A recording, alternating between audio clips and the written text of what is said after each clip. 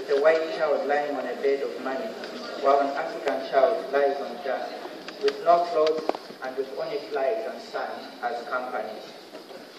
We have all talked about why Africa is so rich and yet its people live in poverty. Why is this so, and what can we do about it? Well, I remind you, last year we raised the issue of illicit flight of capital. We stated that money left of Africa in the form of illicit flight of capital and came back in the form of aid, but much less. Further, that we in Africa, if we had received the taxes due to us, we would be able to pay for all our international debts and still have much more money to pay for the Millennium Development Goals much times over. Tax Justice Network suggests, and I quote, that tax is the foundation for good government and the key to the wealth or poverty of nations. Zambia. What we have seen in Zambia is that the copper companies have successfully challenged our government to attempt to introduce better tax laws. Question: are these matters only left for tax lawyers? Am I speaking in the wrong forum today? Should I have raised these issues at the African Union instead? And are these matters not a concern of the African Commission of Human and People's Rights?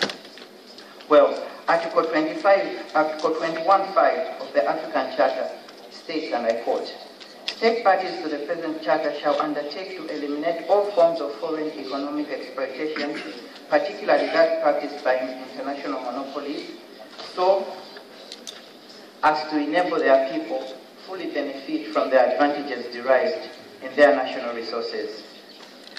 Now, do the many practices involved in illicit flight of capital by multinational corporations not amount to foreign exploitation? Does transfer pricing and entering into double tax agreements and tax havens also not amount to foreign economic exploitation? One of the largest multinationals, that is a British multinational called British Associated Foods, was recently accused of paying virtually no tax in Zambia by moving its money to tax haven, including paying $3 million a year to a sister company in Mauritius. ActionAid claims that this sister company has exactly one employee, and studies have shown that Mauritius is home to many such sister companies whose big brother does business with other African states. Dear Commissioners, when state parties to the African Charter transform their countries into tax havens at the expense of other state parties, does this not contravene Article 21.5? Liberia, Mauritius, Botswana, Ghana, the Seychelles are all considered tax havens in the report of Tax Justice Network.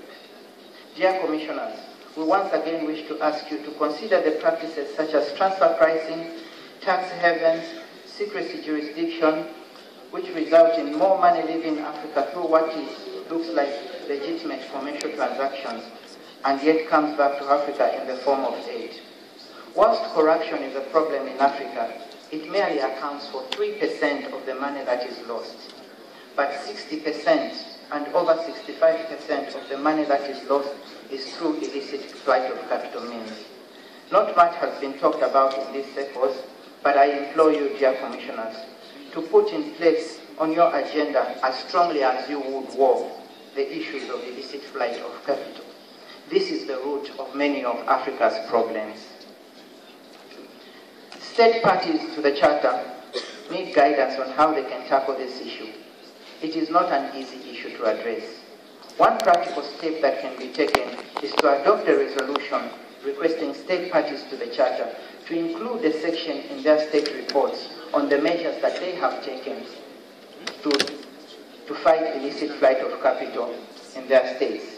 This is something that can be done, and this is something that should be addressed not only at level of economic communities or politically at the AU, but it is an issue that needs to be addressed at the heart of the human rights seat, where the impact of adverse policies is strongly felt.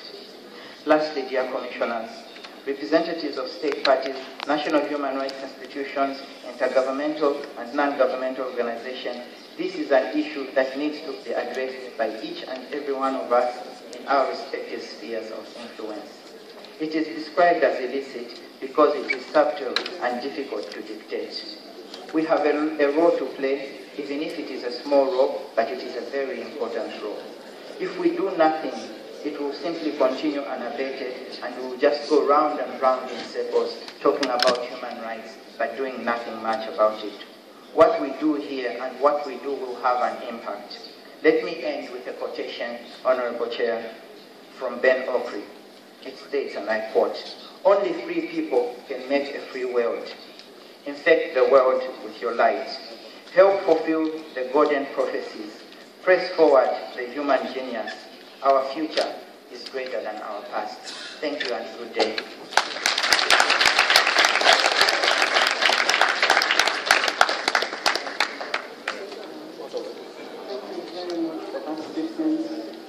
And I'm glad you were able to answer the question that you posed by finding a solution to it in the African Charter and not giving it to commissioners to scratch their heads as to whether you were in the right forum or not.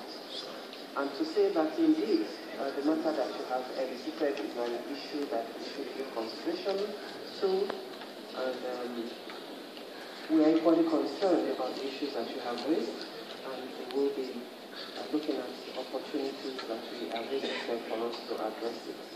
I urge that you deposit your statement with the Secretariat, and I thank you for that very informative statement. I'll give the floor to